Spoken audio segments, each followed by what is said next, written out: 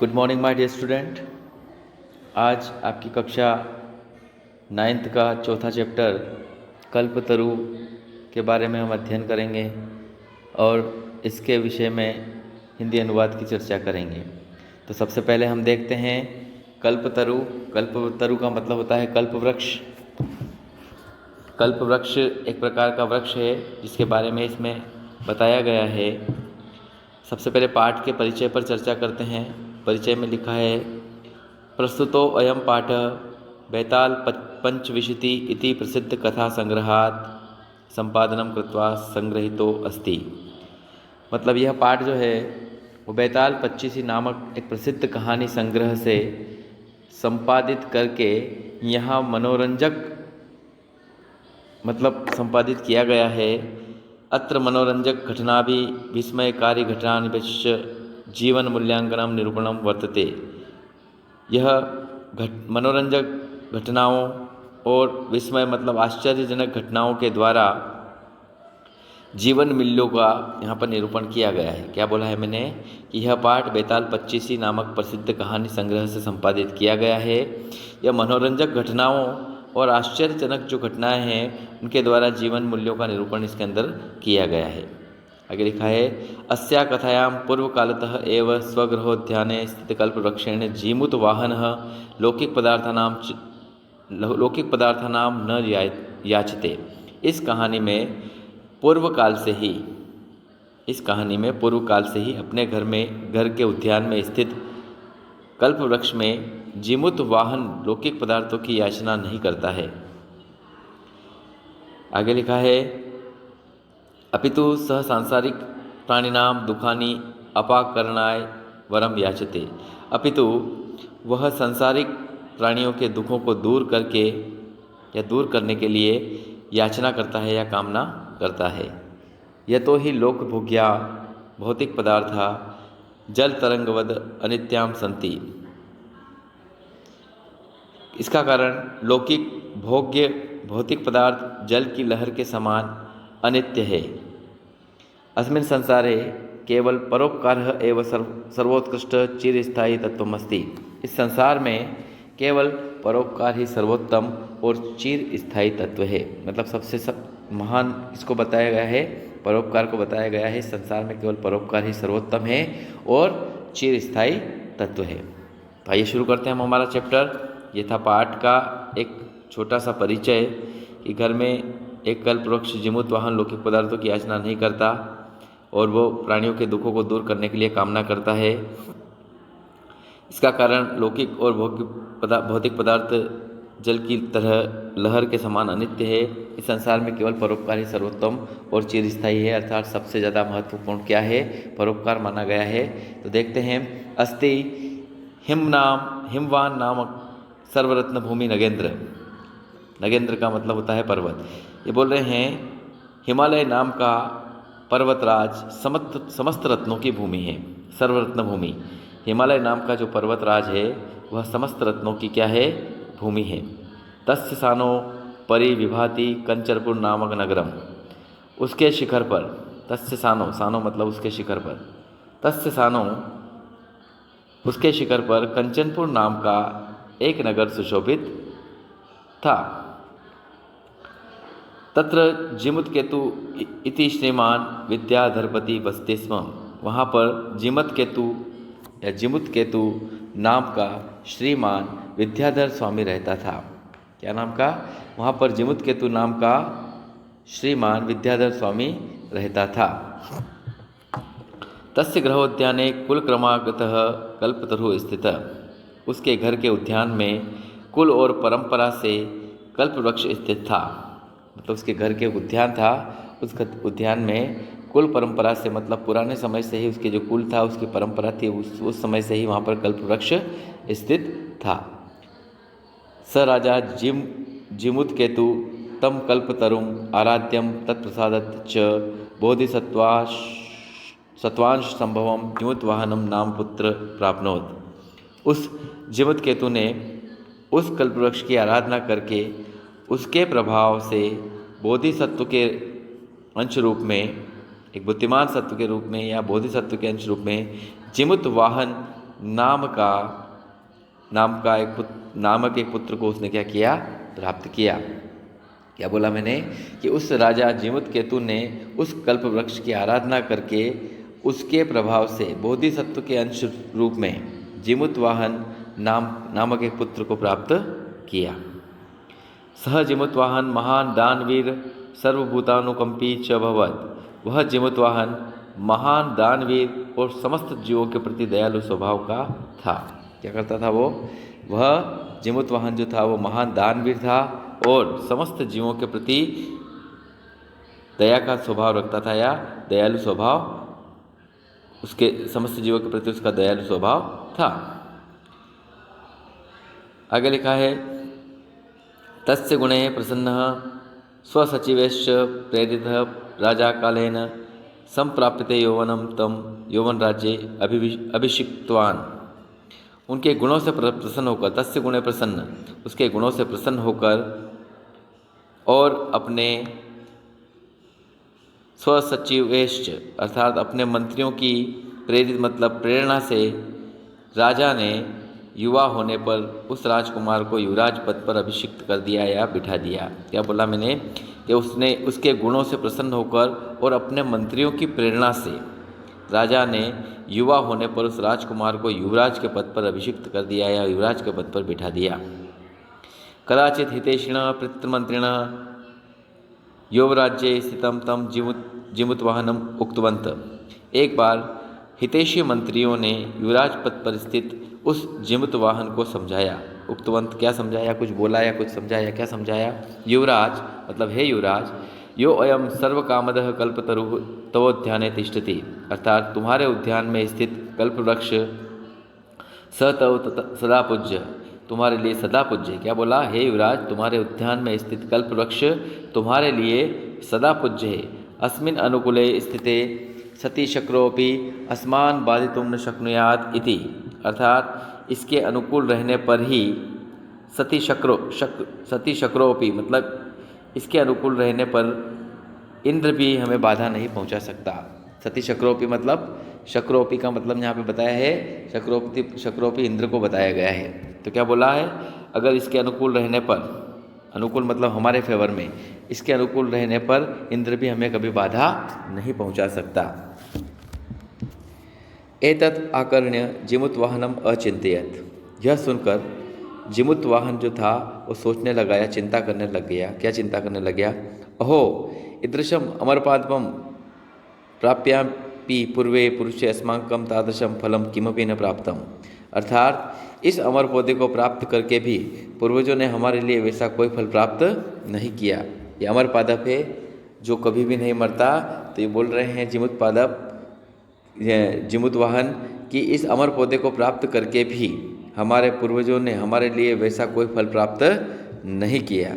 किंतु केवलम कैश्चिदेव कृपणे कश्चिदपि अर्थित। अर्थात केवल कुछ कंजूसों ने थोड़ा धन ही मांगा। क्या किया? इस कल्प तरु से या कल्प वृक्ष से क्या किया कि किंतु केवलम कैश्चिदेव अर्थात केवल कुछ कंजूसों ने थोड़ा धन ही मांगा। तद हम अस्मात् कल्पतरो अभिष्टम साधयामि इति। तो मैं इस कल्प वृक्ष से मन चाहा मांगता हूँ। अर्थात जो मेरे मन में है वो तद हम अस्मात् कल्पतरो अभिष्टम साधयामि, मैं मेरे मन में जो है वो उससे मांगता हूँ। एवं आलोच्य सह पितु अंतिकम आगच्छत। अर्थात यह विचार करके वह अपने पिताजी के पास गया। क्या विचार करके कि कुछ कंजूसों ने तो थोड़ा धन ही मांगा है, तो मैं इस कल्प वृक्ष से मनचाहा वर मांगता हूँ या मनचाहा मांगता हूँ। यह विचार करके वो अपने पिताजी के पास गया। फिर क्या होता है देखना। आगत्य च सुखमासीनम पितरम एकांते न्यवेदयत। और आकर सुख चैन से बैठे, शांति से बैठे पिताजी से एकांत में निवेदन किया। क्या लिखा है वहाँ पे? एकांते निवेदयत। अर्थात एकांत में निवेदन किया, जहाँ पर कोई नहीं था, पिताजी सुख चैन से बैठे थे, उनके पास गया और वहाँ पर जाकर एकांत में उनसे निवेदन किया। क्या निवेदन किया? तात अर्थात पिताजी क्या बोले? त्वम तु जानासी, आप तो यह जानते ही हैं। क्या जानते हैं? एव यदस्मिन् संसार सागरे आशरीरम इदम सर्वधनम विचिवत चंचलम। अर्थात आप तो जानते हैं कि इस संसार सागर में शरीर से लेकर यह सारा धन वैभव लहर के समान चंचल है। क्या बोला? आप तो जानते ही हैं कि इस संसार सागर में शरीर से लेकर यह सारा धन वैभव लहर के समान क्या है? चंचल है, मतलब आता जाता रहता है। अर्थात एकः परोपकार एव अस्मिन् संसारे अनश्वर, एकः परोपकारः एव अस्मिन् संसारे अनश्वरः यो युगांत पर्यंत यशः प्रस्तुते। अर्थात एक परोपकार ही इस संसार में अविनाशी है। अस्मिन् संसारे अनश्वरः अर्थात एक परोपकार ही इस संसार में अविनाशी है। यो युगांत पर्यंत यशः प्रस्तुते, जो युगों तक यश देने वाला होता है। क्या बोला है? कि एक परोपकार इस संसार में अविनाशी है जो युगों तक यश देने वाला होता है। तब क्या होता है? आगे लिखा है तद अस्माभिः ईदृश कल्पतरु किमर्थ रक्षयते। तो हमने इस प्रकार कल्प वृक्ष की क्यों रक्षा की? क्या बोला?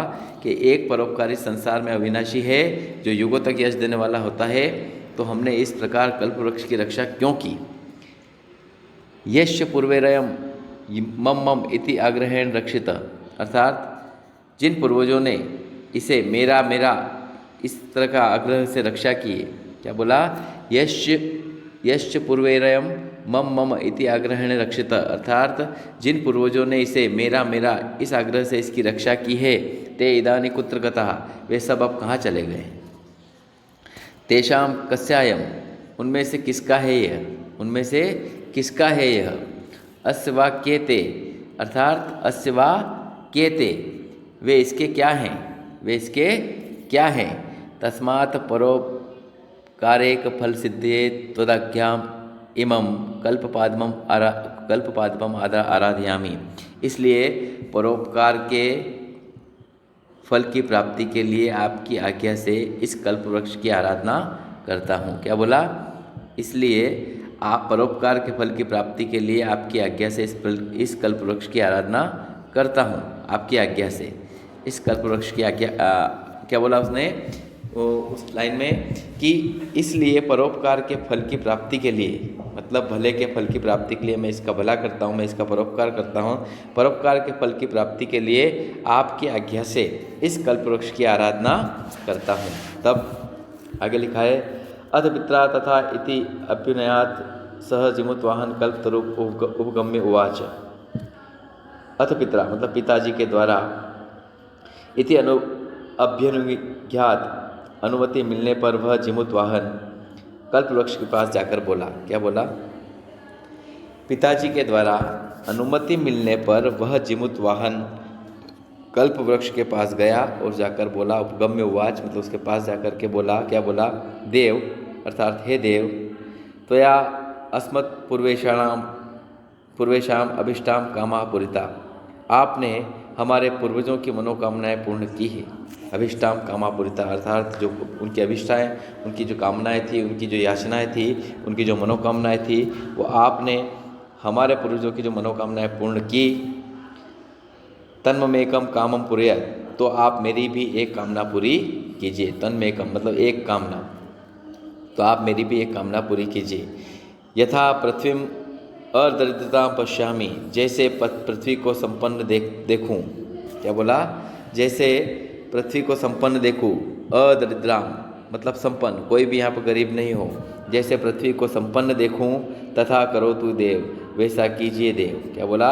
जैसे पृथ्वी को संपन्न देखूं वैसा कीजिए देव। एवं वादिनी जिमुत्वाहन के इतना कहने पर, एवं वादिनी जिमुत्वाहने मतलब जिमुत्वाहन के इतना कहने पर, त्यक्तस्त्वा वया एषोऽयं यातो अस्मि, अर्थात जिमुत्वाहन के इतना कहने पर वहाँ से वह वृक्ष उखड़ गया। इति वाक् तस्मात् तरो उद्भुतम। जिमुत्वाहन ने जैसा ही ऐसा कहा, क्या कहा? कि आप जैसे पृथ्वी को संपन्न देखूं वैसा कीजिए देव। जिमुत्वाहन के इतना कहने पर वहाँ से वह वृक्ष क्या हो जाता है? उखड़ जाता है। जैसे ही जिमुत्वाहन उस कल्प वृक्ष को बोलता है कि जैसे आपने मेरे पूर्वजों की मनोकामनाएं को पूरी किया है, तो आप मेरी भी एक मनोकामना पूरी कीजिए।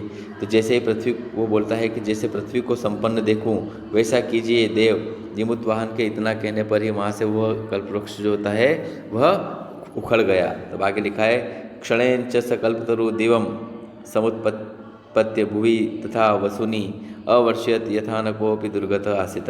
क्षण भर में वह कल्पवृक्ष स्वर्गलोक में चला गया। उसने वहाँ से धन वैभव की वर्षा की। क्या किया वहाँ से? क्षणेन स कल्पतरु दिवम समुद्र, दिवम मतलब स्वर्गलोक में, अर्थात क्षण भर में वह कल्पवृक्ष जो है वो स्वर्गलोक में चला गया। वसुनी अवर्षत, और वहाँ से उसने क्या किया? अवर्षत यथा न कोपि दुर्गत आसित, अर्थात वहाँ से उसने क्या किया? धन वैभव की वर्षा की, जिससे कोई भी दिन निर्धन नहीं रहा, अर्थात कोई भी गरीब नहीं रहा। कल्पवृक्ष ने क्या किया? जैसे उसने याचना की कि जैसे पृथ्वी को संपन्न देखो, अर्थात यहाँ पे कोई भी गरीब नहीं रहे, वैसा कीजिए। तो जीमूत वाहन ने जैसे ही ऐसा कल्पवृक्ष के सामने जाकर के याचना की, कल्पवृक्ष वहाँ से उखड़ गया और क्षण भर में वह कल्पवृक्ष स्वर्गलोक में चला गया। और वहाँ से उस कल्पवृक्ष ने क्या किया? धन वैभव की वर्षा की, जिससे कोई भी निर्धन नहीं रहा, अर्थात गरीब नहीं रहा। ततस्त्य जीमूत वाहनस्य कंपया सर्वत्र यश प्रथितम, अर्थात तब उस जीमूत वाहन की समस्त जीवों के प्रति दया भावना से सर्वत्र यश फैल गया। क्योंकि उसने क्या किया? जीमूत वाहन की समस्त जीवों के प्रति दया और भावना से सर्वत्र यश फैल गया, क्योंकि उसने जीवों के प्रति दया की भावना करी। कल्पवृक्ष के सामने ऐसी याचना करी, क्योंकि अभी तक जो मांग रहे थे वो सब अपने अपने लिए मांग रहे थे, लेकिन इसने क्या किया? जीमूत वाहन ने कि सबके लिए मांगा, अर्थात सबके लिए मनोकामना मांगी और जीवों के प्रति दया का भाव रखा, और उसका यश इसी वजह से सर्वत्र अर्थात सारी दुनिया में फैल गया। तो उस जीमूत वाहन की समस्त जीवों के प्रति दया भावना से सर्वत्र उसका यश फैल गया। तो इस कहानी से हमको ये सीखने को मिला कि कल्प वृक्ष जो है, जिसको हम देव वृक्ष भी बोलते हैं, ऐसा कहा जाता है कि कल्प वृक्ष वर्तमान समय में पृथ्वी पर नहीं है। इस वृक्ष, इसको देव वृक्ष भी कहा जाता है। इस वृक्ष के सामने जो भी हम मांगते हैं वो हमको मिल जाता है। इसको देव वृक्ष के नाम से जाना जाता है। और यह कल्प वृक्ष जो जीमूत वाहन के पिता थे, जिनका जो मतलब जीमूत वाहन के पिता थे जीमूत केतु, उन्होंने इससे याचना करी थी, तो उनको एक जीमूत वाहन नाम का पुत्र मिला था। और जीमूत वाहन जो है उसने ऐसा कार्य किया कि उसने सोचा, और उसको सब जानकारी प्राप्त हुई ये प्राप्त हुई कि मेरे जो पुराने हैं उन्होंने, उन पूर्वजों ने वैसा कोई फल प्राप्त इससे नहीं किया है। कंजूसों ने सिर्फ थोड़ा बहुत धन मांगा है कुछ हमारे पूर्वजों ने, और इससे ज़्यादा इस कल्पवृक्ष से कुछ भी नहीं मांगा है। तो उसने भी कुछ मांगने की याचना रखी, मनोकामना रखी। तब वो पूछने के लिए पहले पिता के पास गया, तो पिता ने उसको आज्ञा दी। तब वो कल्पवृक्ष के सामने गया और वहाँ जाकर जब उसने याचना करी, तो उसने याचना क्या की कि आपने हमारे पूर्वजों की मनोकामनाएं तो पूर्ण की है, लेकिन आप एक मेरी मनोकामना भी पूरी कीजिए। तो उसकी मनोकामना क्या थी कि पृथ्वी को संपन्न देखो, अर्थात पृथ्वी पर कोई भी दरिद्र ना रहे, गरीब ना रहे, वो चाहे पशु पक्षी हो या मानव हो, वैसा कीजिए देव। तब जीमूत वाहन के इतना कहने पर वहाँ से उखड़ जाता है और वो वृक्ष जाकर के स्वर्गलोक में चला जाता है उसी क्षण, और वहाँ से धन वैभव की वर्षा करता है। अर्थात उस राज्य में उसका जो सोचना था कि मेरे राज्य में धन और वैभव से संपन्न रहे, अर्थात सबको कोई भी दरिद्र ना रहे, तो क्षण भर में वह कल्पवृक्ष स्वर्गलोक में चला जाता है और वहाँ से धन वैभव की वर्षा करता है। इस वजह से जीमूत वाहन के इस कार्य से, उसकी दया भावना से, समस्त जीवों के प्रति दया भावना से उसका यश जो है वो चारों तरफ इस पृथ्वी पर फैल गया, और सारे पृथ्वी के लोग जीमूत वाहन नाम के व्यक्ति को यश रूपी शरीर में जानने लग गए। भौतिक शरीर में भले ही हमारे सामने जीमूत वाहन नाम का व्यक्ति जिंदा नहीं हो, लेकिन जीमूत वाहन नाम का जो व्यक्ति है वो यश रूपी शरीर में, कीर्ति रूपी शरीर में और ऐश्वर्य रूपी शरीर में आज भी जिंदा है। तो इससे हमको ये मिला है कि केवल स्वयं के बारे में नहीं सोचना चाहिए, लोगों के भले के बारे में या परोपकार के बारे में भी सोचना चाहिए। क्योंकि जिस प्रकार से जीमूत वाहन ने केवल अपने बारे में ही नहीं सोचा, बल्कि अपने राज्य के अंदर जितने भी लोग रह रहे थे, पशु पक्षी रह रहे थे, उन सब के बारे में सोचा, उनके प्रति दया का भाव रखा, और कल्पवृक्ष के सामने जो मनोकामना रखी वो केवल अपने लिए नहीं रखी, पूरे राज्य के लिए रखी। यहाँ पर हमारा ये पाठ समाप्त होता है। इसके क्वेश्चन आंसर आपको PDF के माध्यम से भेज दिए जाएंगे। धन्यवाद। मैं आशा करता हूँ कि आपको समझ में आया होगा। Goodbye my dear student.